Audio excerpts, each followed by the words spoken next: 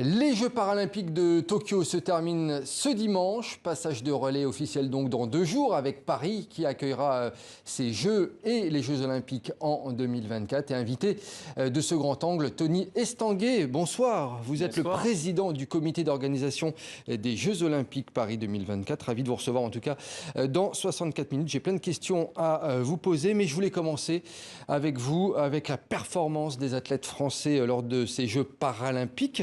51 médailles à l'heure où on se parle, dont 10 en or. Objectif plus que rempli.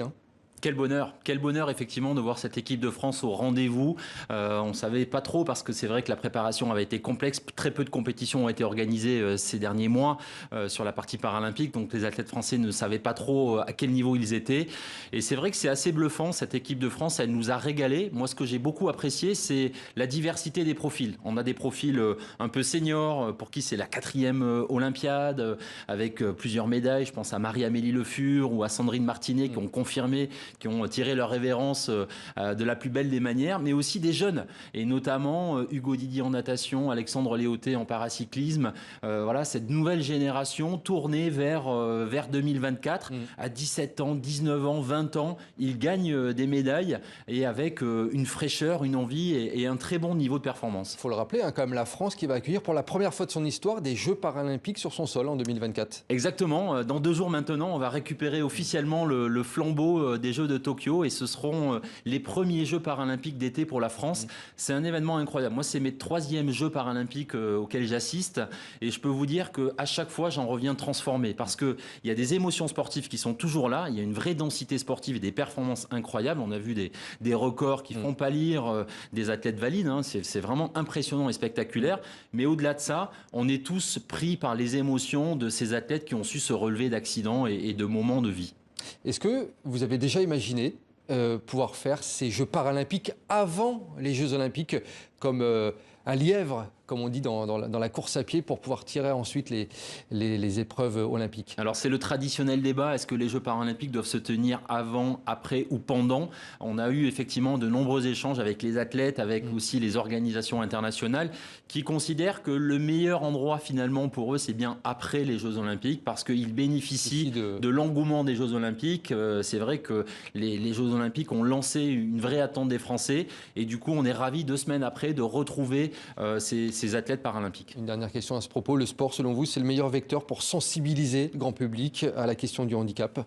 Oui, je crois vraiment en tous les cas que les Jeux paralympiques pour moi ont un potentiel énorme. Vous le parliez, c'est la première fois dans notre pays et je pense que ça va nous faire du bien parce qu'aujourd'hui il y a encore trop de personnes en situation de handicap qui ne pratiquent pas une activité physique et sportive. On a un vrai travail à mener et je pense que les Jeux paralympiques sont un catalyseur, un accélérateur pour faire évoluer les mentalités. On a cette campagne We the 15 de la communauté internationale parce qu'il y a 15% de la population qui est en situation de handicap et malheureusement aujourd'hui trop peu d'infrastructures, trop peu de clubs offrent une accessibilité à ces personnes en situation de handicap. Donc c'est vraiment notre objectif là de capitaliser sur la magie d'un événement qui doit inspirer mais aussi trouver des solutions pour que les personnes en situation de handicap puissent avoir un meilleur accès à la pratique du sport. Alors, Tony Estanguet, ce dimanche, ce sera la passation donc officielle entre le Japon et la France, avec une grande cérémonie qui sera diffusée dans le monde entier depuis le Trocadéro à Paris, c'est bien ça? Exactement, c'est aussi une innovation. Pour la première fois, cette cérémonie de passation, elle ne se fera pas que depuis Tokyo dans le stade, mais bien depuis Paris. On avait envie que ce carton d'invitation au monde soit envoyé depuis effectivement cette place du Trocadéro au pied de la Tour Eiffel, avec les athlètes médaillés de Tokyo qui seront de retour. Les Paralympiques et les autres? Oui, alors surtout les Paralympiques. Surtout les Paralympiques. Parce qu'on avait déjà mis en valeur et valorisé vraiment les athlètes olympiques à l'occasion de la cérémonie de clôture des Jeux olympiques. Mais là, pour les Jeux paralympiques, ce seront bien les athlètes paralympiques médaillés à Tokyo qui seront présents et qui vont pouvoir aussi gratuitement permettre à des initiations. C'est-à-dire qu'après la cérémonie de 12 minutes à peu près, on va permettre à des Français de s'initier, de découvrir ces parasports. Qu'est-ce que vous avez ressenti à titre personnel lors de la précédente passation du drapeau olympique entre le Japon et la France? Ça devait être émouvant pour vous. Ah oui, c'est sûr que c'était une grande émotion. C'est officiellement le retour des Jeux à la maison, 100 ans après les derniers Jeux en 1924. Officiellement, les Jeux sont de retour. On avait envie de partager cette émotion avec le grand public français. Depuis le début, Paris 2024, c'est la promesse de Jeux ouverts. On veut sortir le sport des stades en le mettant au cœur de ce centre-ville, au pied de la Tour Eiffel, au Grand Palais, aux Invalides, au château de Versailles. Bref, ça va être une carte postale incroyable où on va transformer Paris en grand terrain de sport. Même la cérémonie d'ouverture, on est en train de l'imaginer en centre-ville de Paris et on veut que les Français et la population puissent vraiment vivre ces moments-là. Et donc la cérémonie de passation, elle devait se dérouler ici à Paris pour que les Français puissent aussi être acteurs de cette cérémonie. C'est grâce à ces ingrédients qui vont être uniques, ces Jeux de Paris 2024, ou vous avez d'autres petites choses dans votre sacoche? Le message qu'on veut envoyer vraiment dimanche, c'est que la performance, elle est accessible à tous. Elle n'a pas de frontières, elle n'a pas de limites. Et quelque part, tous les gens qui ont du talent, tous les gens qui travaillent dur, ils peuvent réussir dans la vie. Les Jeux paralympiques sont un exemple en la matière. On voit des performances incroyables avec des athlètes qui ont dû endurer beaucoup de difficultés et qui nous montrent à quel point on peut se relever. Et ça, c'est un message très inspirant. On a souhaité que cette cérémonie de passation, elle met en scène des artistes qui sont en situation aussi de handicap et qui vont nous procurer des émotions, parce que les émotions, qu'elles soient sportives, artistiques, culturelles, elles nous prennent, et c'est ça qu'on veut mettre en avant, et qu'on oublie un peu le handicap et qu'on mette en avant plutôt la performance. Alors, concernant ces Jeux Olympiques et cette organisation pour 2024, vous avez été vous-même un observateur, je suppose, de premier plan à Tokyo. Est-ce que ça vous a conforté dans vos certitudes, ou au contraire, vous vous êtes dit, on ne va pas faire ça comme ça, il va falloir qu'on change? Alors un peu les deux. C'est vrai que pour moi, le premier enseignement quand même très fort, c'est que le sport est le grand vainqueur de ces Jeux. Et grâce aux Jeux Olympiques et Paralympiques, on a parlé de sport. On a un peu oublié pendant quelques semaines le Covid, toutes les difficultés, les problématiques de huis clos et en fait, on s'est laissé embarquer par les émotions sportives. Et ça veut dire quoi? Ça veut dire que les Jeux Olympiques et Paralympiques sont quand même un événement très fort, qui sont capables de traverser les époques et de s'adapter à un contexte qui est très difficile.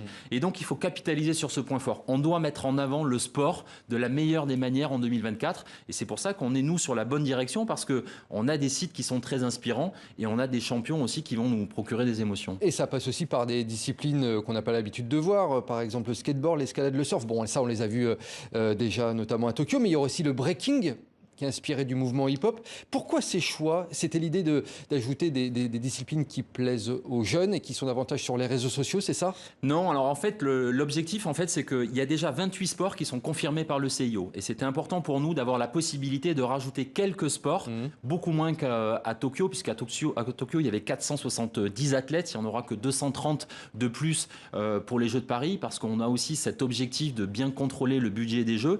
Et donc, c'était important pour nous d'aller chercher des communautés de passionnés de sport qui ne sont pas représentés aujourd'hui dans le programme des Jeux. On a déjà des sports de raquettes, il y en a 3. On a déjà des sports de combat, il y en a 5. On a déjà des sports collectifs, il y en a 6.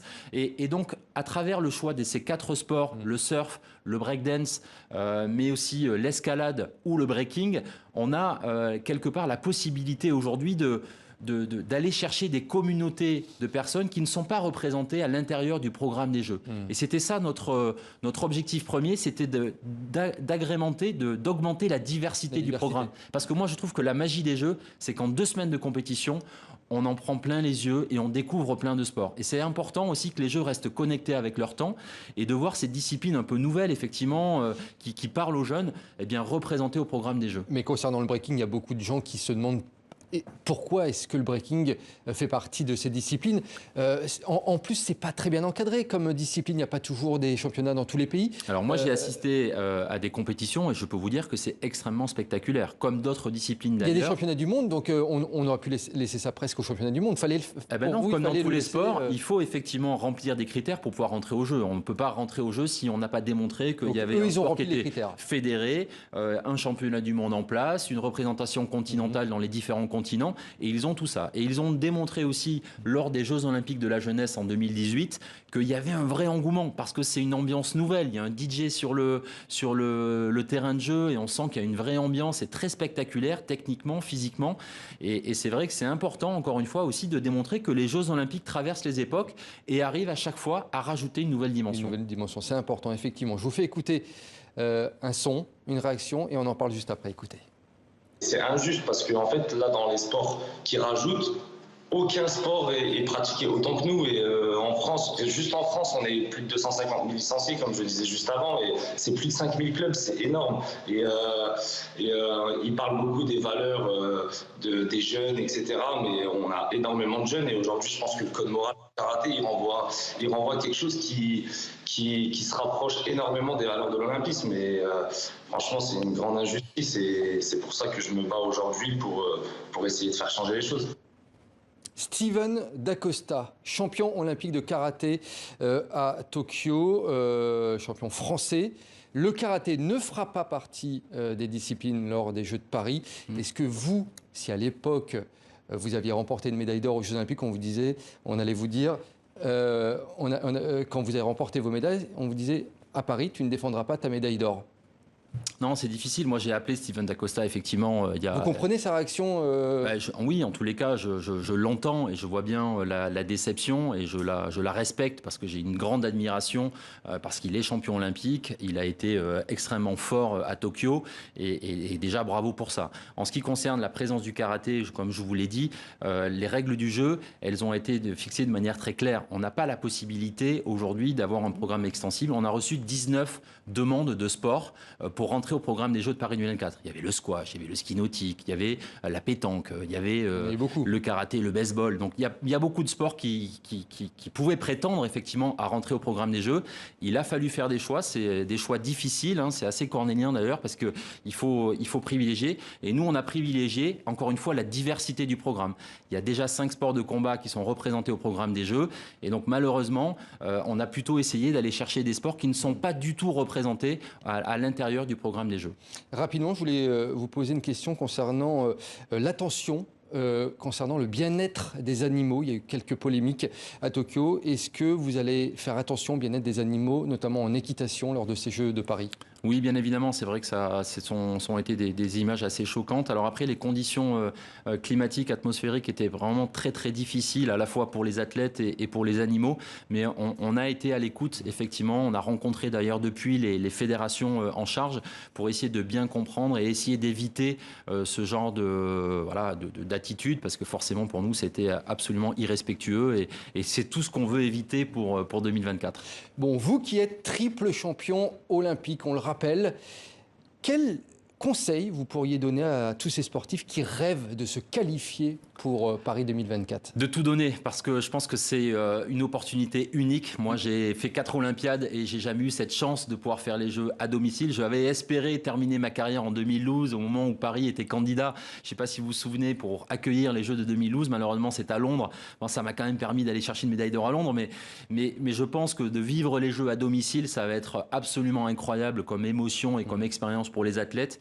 Donc moi, je leur conseille vraiment là de plus réfléchir et de vraiment mettre toute leur énergie dans la préparation des 3 prochaines années. Ça va passer très vite, mais on a cette chance d'accueillir le plus grand événement sportif de la planète, et les athlètes français vont être au cœur de l'attention. Dernière question, il nous reste 30 secondes. Vous concernant, qu'est-ce que vous avez appris en passant de l'autre côté de la barrière dans l'organisation de ces Jeux ?